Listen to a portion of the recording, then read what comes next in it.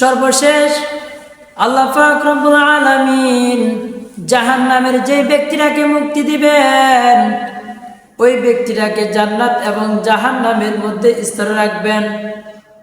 রাখার পরে ওই বান্দা কান্নাকাটি করবে। আল্লাহ পাক রব্বুল আলামিন বলবে, হে বান্দা, তুমি কেন কান্নাকাটি করতেছো? আমি আল্লাহ তোমাকে জাহান্নাম থেকে মুক্তি দিয়া জান্নাত এবং জাহান্নামের মধ্যে স্তরে রেখেছি। বান্দা ডাকতে বলবে, আল্লাহ, আমি জানি আপনি আমাকে জান্নাতে দিবেন না, কিন্তু আমি কি একটু জান্নাতটা দেখে আসতে পারি কিনা? আপনি শুধু, আমি জান্নাতের ভিতরে প্রবেশ করব না, শুধু জান্নাতের বাহির থেকে জান্নাতটার ভিতরটা কেমন একটু দেখব। আল্লাহ পাক রব্বুল আলামিন ফেরেশতাদেরকে আদেশ করবে, ও ফেরেশতারা, আমার এই বান্দাটাকে জান্নাতের দরজার গেটের সামনে নিয়ে যাও। গেটের সামনে যখন তাকে রাখা হবে, তখন বান্দা আবার কান্নাকাটি শুরু করবে।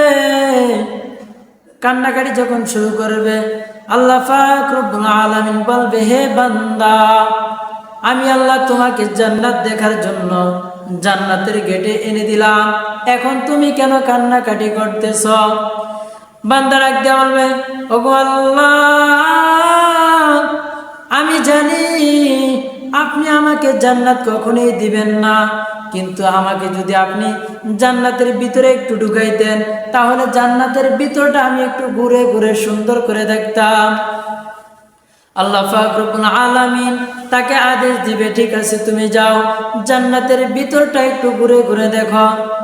যখন বান্দা সমস্ত জান্নাতটা ঘুরে ঘুরে দেখবেন, দেখার পরে এবার আবারও কান্নাকাটি শুরু করবে। আল্লাহ বলবে, হে বান্দা, এখন তুমি কেন কান্নাকাটি করতেছ? তোমাকে আমি আল্লাহ জাহান্নাম থেকে মুক্তি দিলাম, তারপরে তোমাকে জান্নাত এবং জাহান্নামের মধ্যে স্তরে রেখেছিলাম।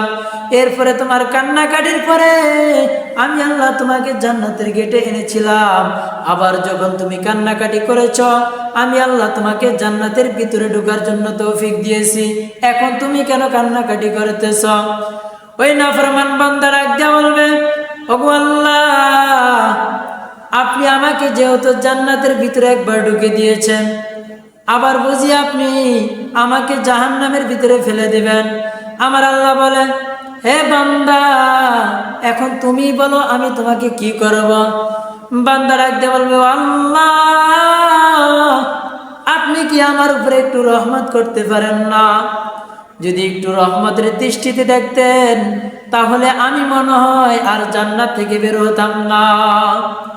আমার আল্লাহ যখন এই কথা শুনবেন, শোনার সাথে সাথে বান্দাকে বলবে, ও বান্দা, আমি তো রহমান, আমি তো সত্তার, আমি তো গফফার, সুতরাং আমি আল্লাহ তোমার এই মনের মাকসাদটা পূরণ করে দিলাম।